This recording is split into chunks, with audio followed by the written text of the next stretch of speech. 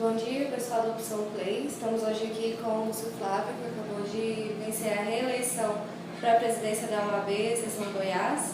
Nós vamos conversar um pouco sobre isso hoje. Bom dia, Lúcio Flávio. Bom dia, obrigado. Um prazer estar mais uma vez aqui no Jornal Opção, principalmente num momento tão bacana e importante quanto esse de vencer uma eleição disputada como foi, como sempre são as eleições na OAB. Então é uma alegria voltar aqui ao Jornal Opção num momento tão bacana, tão interessante. Certo. Lúcio Flávio, como que você avalia então a sua vitória para esse segundo mandato à frente da OAB Goiás? Eu penso que em 2015, quando nós vencemos a primeira eleição, a advocacia deu um claro recado de que queria naquele momento uma mudança. A OAB vinha até então gerida por um mesmo grupo já há quase 3 décadas. E aquela mudança aconteceu e nos 36 meses que nós estivemos à frente da OAB no primeiro mandato, nós nos esforçamos diuturnamente por realizar a mudança que a advocacia queria. E eu entendo que de fato essa mudança ocorreu. A OAB, ela teve avanços em diversos setores e o resultado das urnas agora em 2018 é o resultado do reconhecimento de que a missão que a advocacia nos deu em 2015 foi cumprida e de que a advocacia, em sua maioria plena, quer que continuemos realizando esse trabalho. Então, o resultado da eleição significa, para mim, a aprovação da advocacia de Goiás com relação ao trabalho árduo, mas muito importante que nós fizemos nesses 36 meses do primeiro mandato. Certo, e essa eleição foi bastante aflorada, né? Até uns episódios um pouco constrangedores no dia do resultado da eleição. Como que você avalia a eleição no geral, assim, esse processo eleitoral? Como que você faz uma avaliação? Eleição é sempre um momento de festa da democracia. Então, a democracia se fortalece, as instituições se fortalecem a cada processo democrático. Por isso é importante que a OAB tenha um processo democrático amplo, transparente, com a participação maciça dos advogados de todo o Estado. E isso aconteceu nesse pleito. De modo que, nesse ponto, a minha avaliação é positiva. Também é positiva a minha avaliação no sentido de que as chapas que concorreram puderam expor por diversos meios, livremente, com tranquilidade, a advocacia, os seus planos para a instituição, de modo que o resultado final das urnas, ele significa a escolha da advocacia daquele modelo que a advocacia entendeu que naquele momento era o melhor para a continuidade do projeto. Agora, é claro que toda eleição, seja de OAB, seja presidente da República, seja síndico de prédio, as emoções afloram, a política ela tem essa peculiaridade, principalmente aqueles que estão mais concentrados no dia a dia da campanha, ficam com os nervos à flor da pele, e ao final da eleição nós tivemos infelizmente um pequeno entreveiro entre apoiadores de duas chapas. Foi absolutamente controlado, rapidamente os ânimos se apaziguaram, de modo que eu extraio desse processo eleitoral da ordem muita coisa positiva. O que eu acho que ficou a dever e que precisa ser revisto em um próximo pleito foi a quantidade de fake news que foram utilizadas nessa eleição da OAB, fake news das quais principalmente a minha candidatura foi vítima, mas nada diferente também do que nós vimos acontecer na política partidária. Então, a OAB não é uma ilha, os advogados não são ilhas que estão isolados do tecido social, de modo que não é de se surpreender que assim tenha ocorrido, mas eu espero que isso seja superado no próximo pleito, porque isso não é bom para o fortalecimento da instituição. E agora que passou esse processo eleitoral, né? Como que a sua gestão deve lidar com os dissidentes, né? As pessoas que apoiavam o senhor e saíram para apoiar outra chapa? Da forma como nós sempre lidamos com a oposição, de uma maneira republicana, de uma maneira respeitosa e sabendo que a partir de agora eu deixo de ser o candidato de um grupo e passo a ser o presidente de todos os advogados. Agora, é muito importante também que a oposição ela assuma o seu papel de maneira responsável. Nós não podemos ter oposição, como tivemos no passado, ao longo do primeiro mandato, uma oposição que se predispôs a criar um clima de quanto pior, melhor. Porque aí a oposição não ganha e a advocacia e a instituição como um todo perdem. Então, no nosso caso, a oposição que vier a se formar será uma oposição respeitada republicanamente, mas que nós esperamos que a recíproca também seja verdadeira. Em 2015, eu estava vendo o resultado da eleição, a diferença do senhor para o segundo colocado foi quase o dobro da diferença desse ano. O senhor acha que isso demonstra algum pedido por alguma mudança na próxima gestão? Cada eleição tem sua história, né? Cada eleição ela tem um enredo próprio. Em 2015, nós tivemos um enredo que foi de uma oposição, no caso, nós éramos oposição unida, e o grupo de situação, então a OAB Forte, se dividiu em dois grupos. Esse foi o enredo da eleição de 2015. Agora, em 2018, nós tivemos a situação unida e a oposição unida também. Inclusive, a oposição teve a característica de juntar o que era o grupo da OAB Forte, mais o grupo que foi uma parte do grupo dissidente do nosso próprio grupo, né? E se você fizer a análise percentual, em 2015 nós tivemos 57% dos votos válidos, em 2018 nós tivemos 56% dos votos válidos. Por outro lado, se você somar a votação que o então candidato Flávio Bonaduce teve em 2015 e o então candidato Enil tiveram em 2015, você vai chegar a algo em torno de 7 mil e tantos votos, que é mais ou menos o que o Dr. Pedro Paulo teve nessa eleição, porque ele conseguiu unir esses grupos. Então, me parece que, em termos gerais, o cenário não se modificou tanto. O nosso patamar de eleitorado permaneceu o mesmo e o patamar de eleitorado deles permaneceu o mesmo. Então, eu vejo que os enredos são diferentes, mas os números finais acabaram muito parecidos. E sobre a próxima gestão, tem algum ponto principal por onde o senhor deve começar? Bom, a gente tem tudo para esperar uma grande gestão, porque os primeiros 36 meses do primeiro mandato foram muito dedicados a recuperar a OAB, a colocar a ordem na casa, recuperar as finanças, pagar o alto endividamento que recebemos, recuperar a estrutura física da capital e do interior, do clube, colocar a caixa de assistência para efetivamente prestar serviços à advocacia, à Escola Superior de Advocacia, para chegar aos 4 cantos do Estado. Isso tudo nós fizemos. E ao fazermos, recebemos da advocacia o sinal positivo de que devemos continuar nesse caminho. Então, o que se apresenta para o segundo mandato? Uma continuidade de observância desses balizadores. Então, eu não abro mão, enquanto presidente da Ordem, da continuidade da disciplina de responsabilidade fiscal. Continuarei fazendo com que a OAB opere de maneira superavitária ao final de cada exercício. Em segundo lugar, nós vamos continuar com o nosso propósito de levar benefícios principalmente para o interior do Estado.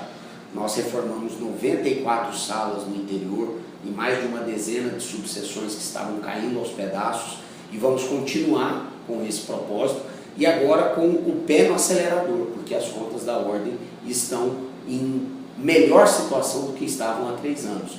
De modo que nós vamos continuar com esse processo de investimento nas estruturas de ordem em todo o interior. Outra questão que a advocacia pode aguardar para o nosso próximo mandato é a ampliação do modelo de prerrogativas profissionalizado que nós instituímos aqui na OAB de Goiás, um modelo inclusive que, na forma como nós colocamos, ele é único no Brasil. E o interessante é que, especificamente sobre a questão da Procuradoria, foi um modelo muito criticado pelas oposições. Durante os debates, durante a campanha eleitoral, os candidatos que nos eram antagonistas questionaram muito o modelo que nós trouxemos. E a nossa vitória nas urnas significa o quê? Significa que a advocacia aprovou esse modelo. Portanto, nós não só o manteremos, como o ampliaremos. eu pretendo convocar novos procuradores de prerrogativas e promover a regionalização da Procuradoria para que nós possamos, melhor ainda, atender a advocacia também do interior do Estado. E por fim, mas não menos importante, no primeiro mandato nós retomamos o protagonismo da Ordem com diversas questões de interesse da sociedade, da cidadania em Goiás. E agora, no segundo mandato, eu tenho certeza que nós temos, inclusive, mais musculatura institucional para manter esse protagonismo. Nós tivemos uma atuação muito interessante em vários temas que a sociedade parou e queria saber a opinião da OAB.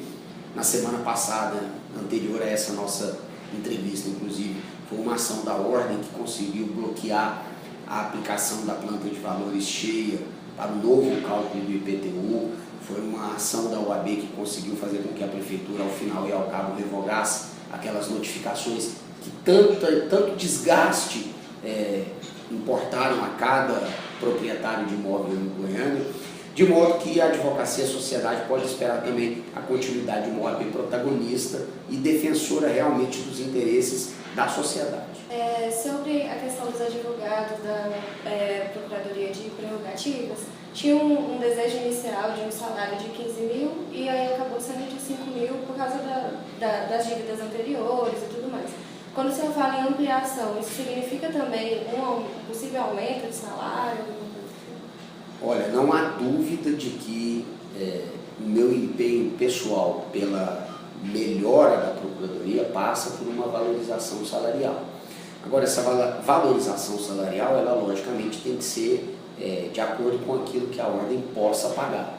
Então, a partir de janeiro, nós vamos nos debruçar sobre os números, nós vamos ampliar a Procuradoria em termos de número de funcionários, em termos de número de procuradores e também pretendo melhorar a faixa salarial dos procuradores atuais, sempre atento ao balizamento primeiro da responsabilidade fiscal. Não é porque a OAB voltou a ter uma situação financeira saudável que nós tenhamos os nossos cofres cheios. Essa não é a realidade. O que nós não temos mais são dívidas que consumiam grande parte dos ativos da Ordem em pagamento de juros.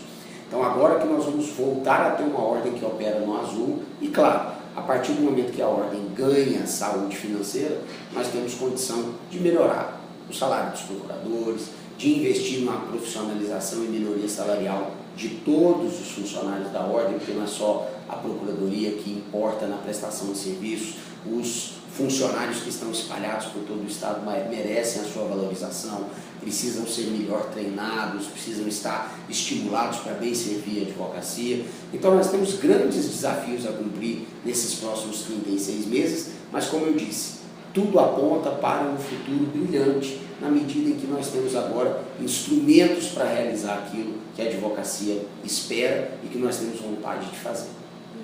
O senhor falou, sobre a questão financeira, que melhorou, tinha uma dívida de 23 milhões e na última vez que a gente ficou sabendo foi para 2 milhões. Como que o senhor planeja terminar de quitar essa? Olha, eu quero utilizar o ano de 2019 para terminar de sanear essa parte de endividamento da Ordem, mas ao mesmo tempo eu quero que seja um ano brilhante para a advocacia em termos de reestruturação. Então nós vamos fazer logicamente um planejamento financeiro para que nós consigamos até o final desse exercício terminar de pagar essa dívida herdada, mas isso não significa que nós não venhamos a investir nas estruturas da Ordem. É momento para que nós façamos esse investimento, para que a advocacia ganhe qualidade na prestação dos seus serviços. Dou um exemplo, nós devemos entregar agora em breve o novo centro de serviços da Caixa de Assistência aqui em Goiânia, em que nós vamos, num prédio novo, muito bem estruturado, fazer a união de todos os serviços que a Caixa presta num só local. Estaremos em breve também na cidade de Anápolis inaugurando a segunda estrutura do meu escritório, compatível com aquela que nós temos aqui em Goiânia, ali na Goiás com a 1, mas agora, logicamente, adequada à realidade da subseção de Anápolis. E é esse tipo de investimento, de equipamento, de melhoras que nós queremos fazer agora ao longo do ano de 2019. E como que a OAB, nesse segundo mandato, mandato pretende lidar com a questão da inadimplência. Diminuiu, mas como que vai lidar a partir de agora? A inadimplência não é um problema só em Goiás, é um problema que todo o sistema OAB no Brasil sofre. Aqui na nossa seccional, nós adotamos uma medida corajosa, conquanto politicamente não tão bem recebida, né, ou não tão simpática, que foi o envio dos nomes dos inadimplentes ao SPC e ao Serasa. Isso, obviamente, impactou positivamente nas contas, porque permitiu que nós resgatássemos créditos aí de advogados que estavam inadimplentes. Por outro lado, a então presidente Dilma, ainda no exercício do mandato, editou uma lei que permite execução de anuidades dos conselhos profissionais apenas quando vencida a 6ª anuidade. E os tribunais têm interpretado que essa lei se aplica também à OAB. Então, se nós, por um lado, tivemos um instrumento de acesso à recuperação de crédito, que foi a inscrição no SPC e Serasa, por outro, a lei nos tirou a ação de execução de pelo menos 6 anos de advogados inadimplentes. E isso, logicamente, impactou negativamente, porque o processo de execução que tramitava fazia com que os advogados se estimulassem, obviamente, a resgatar suas dívidas com a OAB. Então, a gente ainda está naquele ganha de um lado, perde de outro, mas eu tenho, como eu disse, um balizamento como gestor da Ordem, que é assegurar responsabilidade fiscal. Então, como presidente da Ordem, não abrirei mão de cobrar as anuidades que são devidas à nossa instituição, porque sem anuidade nós não temos como prestar o serviço que a advocacia precisa. Certo. Agora, só para fechar, uma questão levantada durante a eleição foi a questão da representatividade feminina, né? Como que vai ser isso na gestão? Como que as mulheres vão ter espaço no segundo mandato do Lúcio Flávio à frente da OAB? Eu penso que a questão da representatividade feminina, é muito importante, e 2, ela se transformou numa pauta eleitoreira durante a campanha. Agora, se você analisar os nossos 36 meses de gestão, você verá que nunca uma gestão na OAB trouxe tantas lideranças femininas importantes e protagonistas como a nossa. Nunca uma gestão de ordem teve tantas mulheres presidentes de comissão, fora que nós temos diretoras de caixa, conselheira federal titular, várias conselheiras seccionais titulares e suplentes, diversas, dezenas mesmo de conselheiras e de mulheres advogadas, presidentes e diretoras de comissão, mulheres presidentes de subseções do interior. Inclusive, nós tivemos um aumento do número agora de mulheres presidentes em subseções do interior, de modo que a nossa gestão já era e continuará sendo uma gestão que valoriza o elemento feminino enquanto exercer a sua liderança. Agora, é importante notar também que nós não politizamos nem transformamos essa pauta numa questão eleitoreira, porque aí eu acho que uma questão muito importante como essa perde vigor e perde valor também. E de modo que a vitória nas urnas também aponta que a advocacia feminina reconhece que a nossa gestão tem espaço para que as mulheres possam exercer sua competência, sua liderança, seu protagonismo, e quem apostou todas as suas fichas na politização de um tema tão importante, eu acho que acabou se vendo derrotado também por isso. As mulheres advogadas e as mulheres em geral querem valorização não por causa de cotas, não por causa de espaços privilegiados, mas por causa da sua competência e da sua capacidade de realização. E isso a nossa gestão tem e tem de sobra. Tá certo. Muito obrigada, Lúcio Flávio. Obrigada a quem nos assistiu.